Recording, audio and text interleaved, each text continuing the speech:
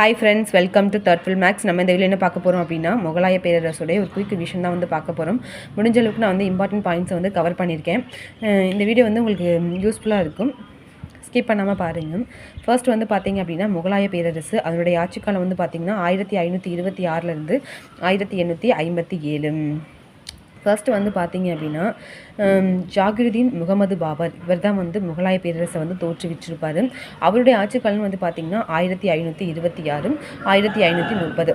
இவர் வந்து ஒரு 4 வருஷம் தான் வந்து ஆட்சி செஞ்சுருப்பார்.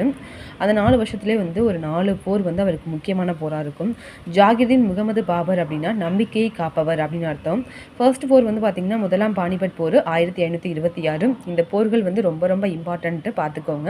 கான்வா போர் வந்து 1527, சந்தேரி போர் வந்து 1528, காக்ரா போர் வந்து 1529.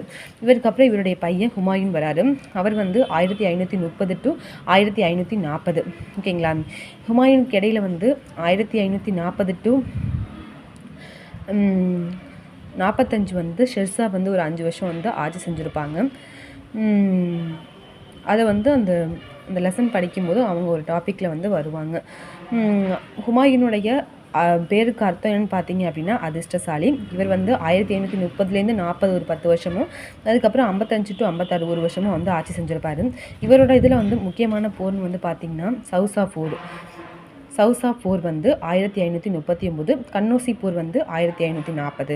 அதுக்கடுத்து இவருடைய பையன் வந்து அக்பர் 1556லேருந்து 1605 வரைக்கும், 1556லேருந்து 1665.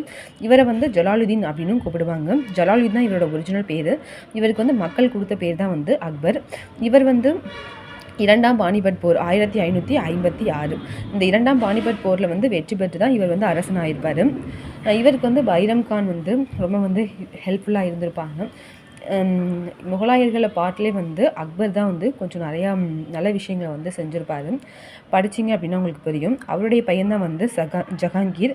இவருடைய ஆட்சிக்காலம் வந்து பார்த்திங்கன்னா 1605லேருந்து 1627. ஜஹாங்கீர் அப்படின்னா உலகத்தை கைப்பற்றியவர் அப்படிங்கிறது அர்த்தம். ஷாஜஹான் அப்படின்னு பார்த்திங்கன்னா 1627லேருந்து 1658. ஷாஜஹானுக்கு வந்து அர்த்தம் என்னன்னு பார்த்தீங்கன்னா உலகத்தின் அரசர். ஓகேங்களா. இந்த மாதிரி இந்த அர்த்தங்களை வந்து நல்லா பார்த்துக்கோங்க. கண்டிப்பாக இதுலேருந்து கூட கேள்விகள் வந்து கேட்கலாம். அவுரங்கசீப் ஆலம்கீர் அவருடைய ஆட்சிக்காலம் வந்து பார்த்திங்கன்னா 1658லேருந்து 1707. ஓகேங்களா. அவுரங்கசீப் ஆலம்கீர் அப்படின்னா உலகை வெல்பவர் அப்படின்னு அர்த்தம். பார்த்தீங்க அப்படின்னா ஒவ்வொருத்தவங்க பேருக்கும் ஒவ்வொரு அர்த்தம் இருக்கும். 1707 அவுரங்கசீப் வந்து ஆட்சி முடிஞ்சிடும். அதுக்கப்புறம் 1707லேருந்து 1857 வரைக்கும் முகலாய ஆட்சி தான் வந்து நடக்கும். ஜஸ்ட் ஒரு முக்கியமான அரசர்களாக இல்லாமல் சின்ன சின்ன அரசர்களாக வந்து ஆட்சி செஞ்சுருப்பாங்க. 1557க்கு அப்புறம் விக்டோரியா மகாராணி அவங்க வந்து ஆட்சி செய்ய வந்து ஆரம்பிச்சிருப்பாங்க. இது வரைக்கும் தான் வந்து முகலாய பேரரசு வந்து நடந்திருக்கும். இது வந்து குயிக் ரிவிஷன் தான். உங்களுக்கு இந்த வீடியோ வந்து யூஸ்ஃபுல்லாக இருந்துச்சு அப்படின்னா லைக் பண்ணுங்கள், ஷேர் பண்ணுங்கள், சப்ஸ்கிரைப் பண்ணுங்கள். தேங்க்யூ.